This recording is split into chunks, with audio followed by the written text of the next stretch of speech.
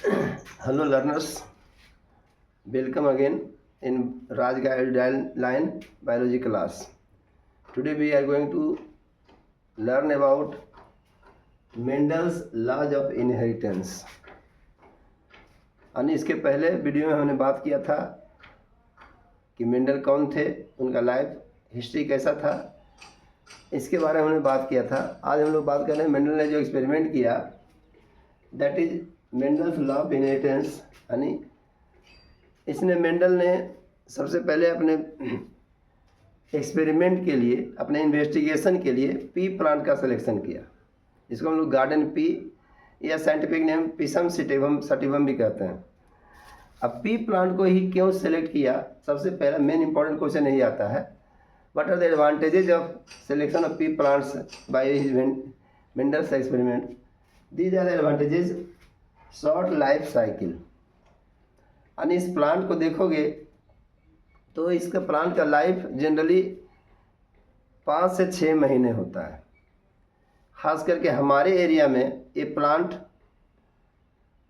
Mid अक्टूबर से mid नवंबर के बीच बोया जाता है और लगभग मार्च और अप्रैल के बीच में काट लिया जाता है हमारे एरिया में। तो 5 से 6 महीने इसका लाइफ साइकिल होता है। तो अगले जनरेशन का स्टडी करने में इससे फ़ायदा मिला मेंडल को। देन डिस्टिंक्ट ट्रेड्स,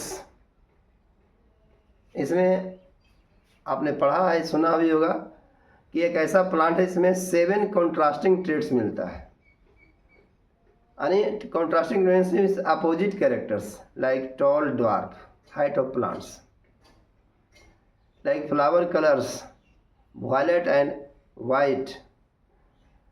आपको जानकर के ताज्जुब होगा, एक ऐसा प्लांट है जिसमें 5 कलर्स के फ्लावर होते हैं।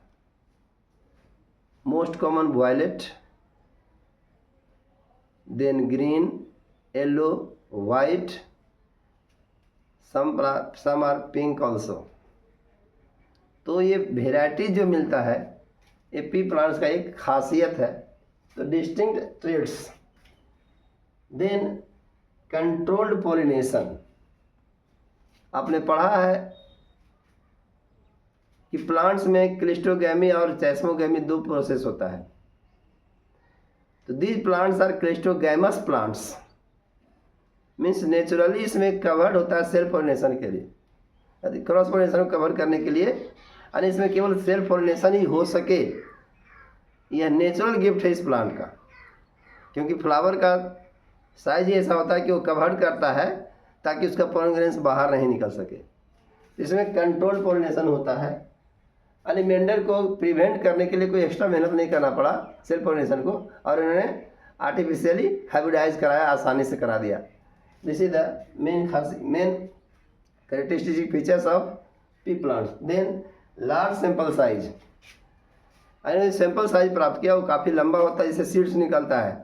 तो एक ही प्लांट में बहुत सारा सीड्स निकलता है, उसके द्वारा अलग अलग वैरायटी का प्लांट हम ग्रो कर सकते हैं। और इसी के लिए मेंडल ने first time statistical analysis of mathematical logic का अप्लाई किया अपने एक्सपेरिमेंट में। ये पहली बार हुआ था। इसके पहले किसी बायोलॉजी के एक्सपेरिमेंट में, बायोलॉजी के इन्वेस्टिगेशन में इस टाइप का कहीं मैथमेटिकल एनालिसिस का, स्टैटिस्टिकल फॉर्म का कहीं यूज नहीं किया गया था। This is the first time. Then easy cultivation, ऐसा मान सकते हैं कि इसको प्लांट को लगाना, उगाना, इसका हार्वेस्टिंग करना बहुत ही आसान प्रोसेस होता है इसका, और ये वर्ल्ड वाइड डिस्ट्रीब्यूटेड होता है। यानी हम कहीं भी इसको वर्ल्ड में इस पौधे को उगा सकते हैं आसानी से, कोई दिक्कत नहीं है। तो मेंडल ने जहाँ भी एक्सपेरिमेंट किया उनको करने में आसानी हुआ। And then last most important, pure breeding line varieties.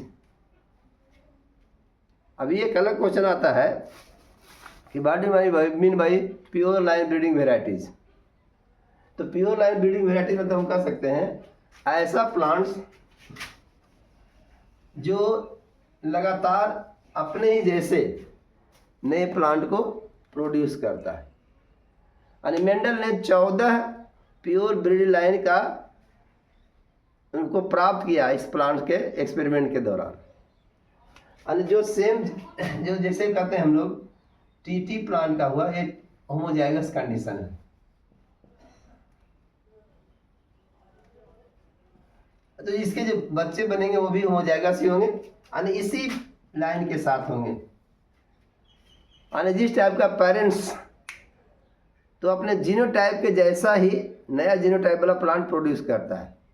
जो जीनोटाइप पेरेंटल प्लांट का है वही जीनोटाइप ऑफ ऑफस्प्रिंग्स का भी होगा, प्रोगेनिज प्लांट का भी होगा। ऐसे प्लांट को हम कहते हैं प्योर ब्रीडिंग लाइन का plant.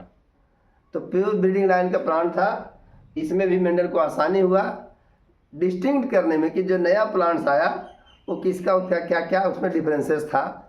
These are the features of pea plant which helps in collection of different datas during investigation of Mendel, experiments of Mendel. These are the reasons. Thank you for today.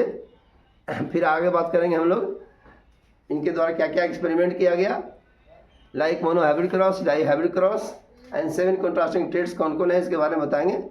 Thank you.